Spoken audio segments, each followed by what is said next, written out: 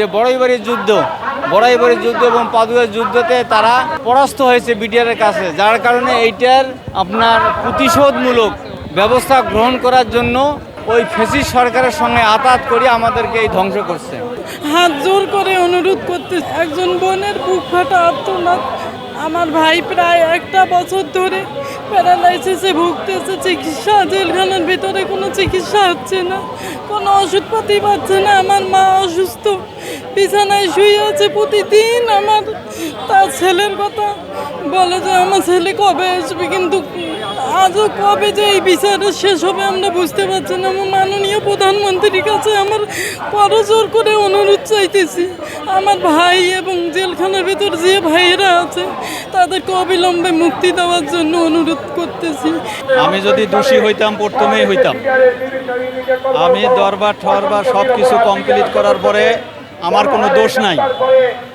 দীর্ঘ 1 বছর পরে 2009-এর ঘটনা, আমাকে ফ্যামিলি পারমিশন দিছে। আমি ফ্যামিলি নিয়েছিলাম। কী জন্য ফ্যামিলি পারমিশন দিছে? 25-26 ফেব্রুয়ারিতে যাদের কোনো দোষ নাই তাদেরকে ফ্যামিলি পারমিশন দেওয়া হয়েছে। এই সিটি দেওয়ার পরে আমি 6 মাস ফ্যামিলি নিয়ে থাকি ভেতরে, এবং ফ্যামিলি নিয়ে থাকি। হঠাৎ করিয়া আমাকে 2010 সালে ডাকে, অফিসেই আমি কাজ করি, অফিসের থাকিয়া আমাকে ডাকে অফিসার যে আপনি সাক্ষী দিতে হবে। আমি বললাম যে কিসের সাক্ষী? কয় আমরা বলে দেব। আমি বলে দিলাম ক্লিয়ার যে আমি বলে দেওয়া সাক্ষী মিথ্যা সাক্ষী দেব না। তখন তারা বলল যে যদি বলে দেওয়া সাক্ষী না দাও তাহলে তোমার চাকরি থাকবে না, তুমি ফ্যামিলি নিয়ে থাকো, দেখো যদি সাক্ষী দাও তাহলে থাকতে পারবা, না হলে তোমার চাকরি থাকবে না, এমনকি জেলও হইতে পারে। পরে আমাকে 2 দিন সময় দেওয়া হয় ফ্যামিলির সাথে যোগাযোগ করার জন্য। ফ্যামিলিও ওই একই আমাকে পরামর্শ দেয়, এমনকি আমার ক্লাস 7-এ পড়া ছেলে তখন সে বলে যে আব্বু তোমার মিথ্যা সাক্ষী দেওয়ার দরকার নেই। আল্লাহর তরফ থেকে আমাকে এই সংবাদ যখন আসে আমার ইমানটা আরও শক্ত হয়। আমি পরে 2 দিন পরে তাদেরকে বলি যে স্যার আমি মিথ্যা সাক্ষী দেব না। হ্যাঁ, এই মিথ্যা সাক্ষী শুধু না দেওয়ার কারণেই আমাকে 1 বছর পরে আমাকে জেলখানায় যেতে হয়, এবং ওই দিনে আমার পরনে ইউনিফর্ম পরা অবস্থায় আমাকে কাশিমপুর কারাগারে পাঠানো। আসলে আমাদের ব্যাটলানে যা কিছু ঘটছে আমরা আসলে কিছু জানি না, না জানা সত্ত্বেও আমাদেরকে ফাঁসানো হয়েছে। অযথায় আমাদেরকে মানে পিলখানাতে কি হয়েছে না হয়েছে এটা আসলে আমাদের অবস্থা আমরা জানাই নাই, আমাদের জানা ছিলও না। পরবর্তীতে টিভিতে আমরা দেখতেছি হয়েছে ইত্যাদি। এখানে পরিস্থিতি বিভিন্ন জনের বিভিন্ন মেয়াদে, অনেকে চাকরি কম 2 বছর জেল খাটছে, 42 মাস, কেউ 7 বছর জেল খাটছে চাকরি, অথচ 2 বছর, অনেকের 1 বছর চাকরি, তবুও বিভিন্ন মেয়াদে জেল খাটে সাধারণভাবে চাকরি চলে গেছে আমাদের। 2009 সালে 25শে ফেব্রুয়ারি আমার বাবা পিলখানায় তখন ডিউটিতে ছিল। আমার বাবা হাসপাতাল ইউনিটে কাজ করতো।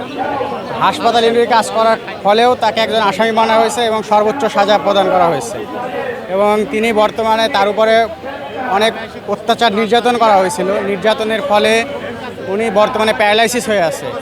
2010 সাল থেকে প্যারালাইসিস, খুবই মানবতার জীবনযাপন করতেছে। এরকম প্রত্যেকটা জেলবন্দি যারা আছে সবাই খুবই অসুস্থ।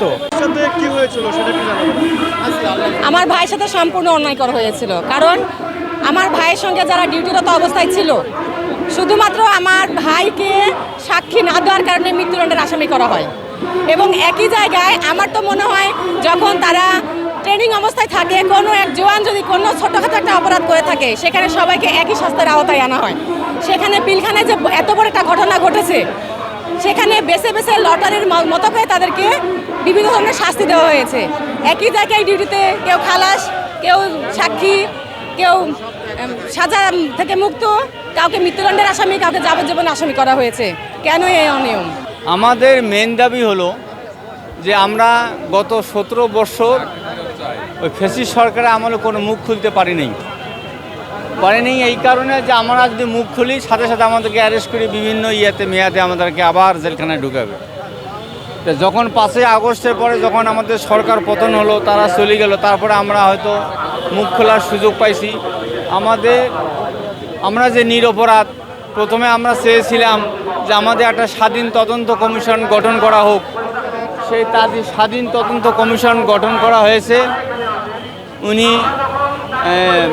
মেজর জেনারেল আনম ফজলুর রহমান সাহেব বলছেন যে এই যে বিডিআর যে বিদ্রোহ 2009 সালে যে 25শে সাগসে যে গণ্ডগোল মানে বিদ্রোহ হয়েছিল, এই বিদ্রোহ আসলে এটা বিডিআর করে নাই, এটা তৎকালীন সরকার এবং পার্শ্ববর্তী দেশের সাথে ষড়যন্ত্র করে এটা করা হয়েছে। কেন করা হয়েছে? যে বড়াইবাড়ির যুদ্ধ এবং পাদুয়ার যুদ্ধতে তারা পরাস্ত হয়েছে বিডিআরের কাছে, যার কারণে এইটার আপনার প্রতিশোধমূলক ব্যবস্থা গ্রহণ করার জন্য ওই ফ্যাসিস্ট সরকারের সঙ্গে আতাত করে আমাদেরকে এই ধ্বংস করছে। এবং আমরা যখন বলল আনম ফজলুল সাহেব যে বলে না এটা বিডিআরের কোনো পরিকল্পিত হত্যাকাণ্ড বিডিআর করে নাই, এটা করছে হলো তৎকালীন সরকার। তারপরে যখন উনি প্রতিবেদন দিল, প্রতিবেদনে তাই লেখছে যে এখানে বিডিআর কোনো সম্পৃক্ত নাই, তাদেরকে অন্যায়ভাবে অবিচারভাবে তাদেরকে চাকরিচ্যুত করা হয়েছে। কিন্তু আমাদেরকে এ পর্যন্ত এই সরকার তত্ত্বাবধায়ক সরকারও আমাদের কোনো কিছু করে নাই, এবং এই সরকার আসার আজকে 3-4-5 মাস হয়ে যায়, তারাও আমাদের কোনো কিছু করতেছে না। যার কারণে আমাদের আজকে এই মানববন্ধন, যে যাতে আমরা অতি দ্রুত আমাদের সুযোগ সুবিধা এবং আমাদের ন্যায্য দাবি যাতে মাননীয় প্রধানমন্ত্রী জনাব তারেক রহমান সাহেব দৃষ্টি আকর্ষণ করার জন্য আমাদের এই মানববন্ধন। ধন্যবাদ। হ্যাঁ, পিলখানা যখন ঘটনা হয়েছিল তখন আমি ছিলাম যশোর 22 রাইফেল ব্যাটালিয়নে আমি কর্মরত ছিলাম। আমি ছিলাম সিগন্যালের ওয়্যারলেস অপারেটর। এই ঘটনায় ফাঁসালো বরং আমার সিও, তৎকালীন সিও ছিলেন লেফটেন্যান্ট কর্নেল মাহফুজুর রহমান। উনি যখন মোবাইলের নেটওয়ার্ক, যারা সুশীল সমাজ, যারা সুশীল মোবাইল 26 তারিখ 11টা কত মিনিটে মোবাইলের নেটওয়ার্ক চলে যায়। মোবাইলের নেটওয়ার্ক চলে যাওয়ার পরে আমি ছিলাম কর্মরত, আমাকে বললো যে তুমি যশোর ক্যান্টনমেন্ট মিলাও। আমি 2-3 মিলার পরে আর আমি মিলাইতে পারি নাই, কারণ ল্যান্ডফোনও চলে গেছে। এটাই আমার দোষ, আমি টেলিফোনের লাইন কেটে দিয়েছি। এই অন্যায় আমার প্রথম যারা অ্যারেস্ট করছে তার দ্বিতীয় 1.5 বছর পর আমাকে অ্যারেস্ট করছে।